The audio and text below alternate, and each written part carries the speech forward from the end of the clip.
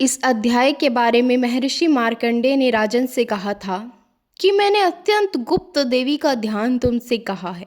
ये ध्यान करने से इच्छा अनुसार फल मिलता है। ये माता के वे स्वरूप हैं जिनका हमें किसी से भी वर्णन नहीं करना चाहिए। इन स्वरूप का, इन मूर्तियों का वर्णन मात्र से मनोवांछित फलों की हमें प्राप्ति होती है। ये देवी सर्वरूपमयी हैं तथा संपूर्ण संसार देवीमय है। मैं उन विश्वरूपा परमेश्वरी को बारंबार नमस्कार करती हूँ। आइए सुनते हैं। जय माता दी।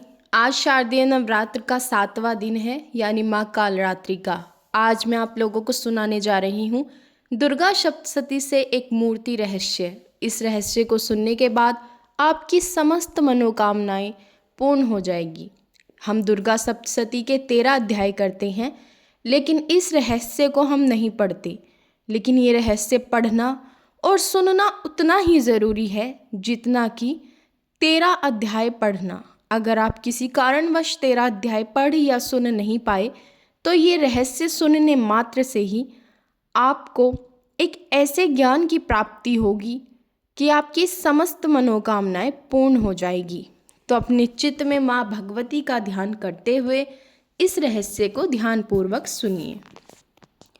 महर्षि मेघा ने कहा, हे राजन, भगवती नंदा जो नंद के घर उत्पन्न होगी, उसकी भक्ति पूर्वक स्तुति और पूजा करने से मनुष्य तीनों लोकों को वश में कर लेता है। वह देवी स्वर्ण के उत्तम आभूषणों से शोभित है। उसके अंगों की कांति स्वर्ण के समान उत्तम है।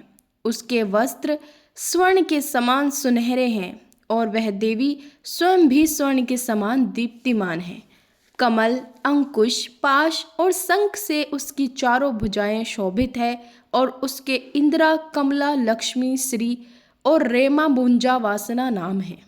हे निष्पाप, मैंने रक्त दंतिका नाम से जिस देवी का वर्णन किया है उसके संपूर्ण भयानक स्वरूप को कहता हूँ।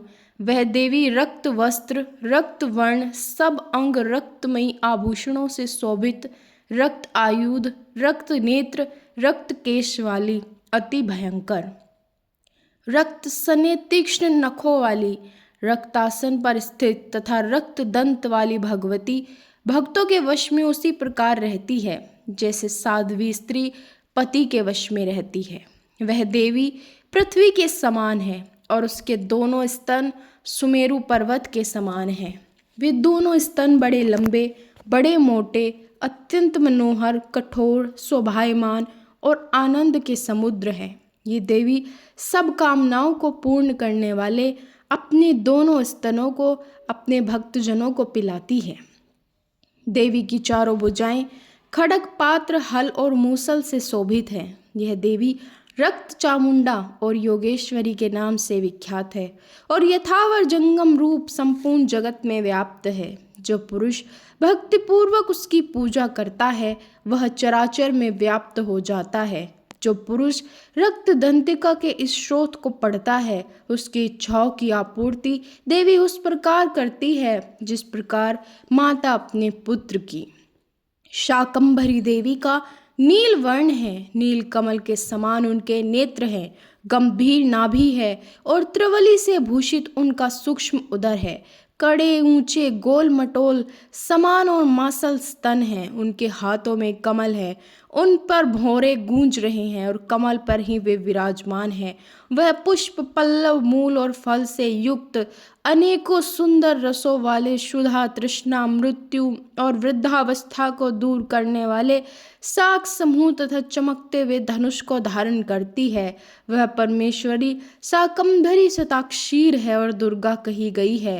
वही विशोका, दुष्ट दमनी, उमा गौरी, सती कालिका और विपत्तियों का नाश करने वाली पार्वती है। जो मनुष्य उनका ध्यान, जप, पूजन, स्तुति और नमस्कार करता है वह शीघ्र ही अन्न, पान और अमृत रूप फल पाता है। हे राजन, भीमा देवी भी नीलवर्ण है। उनकी दाढ़ें और दांत बहुत सुंदर हैं। उनके नेत्र विशाल है और गोल स्थूल कूच है। वे चंद्रहास, डमरू कपाल और ढाल तलवार धारण करती है। वह एक वीरा कालरात्रि कामदा नामों से भी जानी जाती है। भ्रामरी देवी की कांति अनेक रंग की है। वे अपने तेज मंडल के कारण दुर्घर्षो दिखाई देती है। उनका अंग राग भी अनेक रंग का है तथा विचित्र विचित्र आभूषणों से सुशोभित है। चित्रा, भरमपाणी और महामारी इन नामों से भी इनका गान किया जाता है। हे नृप, देवी की ये मूर्तियाँ शास्त्रों में वर्णित है। ये मूर्तियाँ जगन माता चंडिका की कामधेनु कहलाती हैं, अर्थात कामधेनु के समान मनोवांछित फलों को देने वाली। हे राजन, यह परम गुप्त चरित्र है, इसको किसी से भी नहीं कहना चाहिए।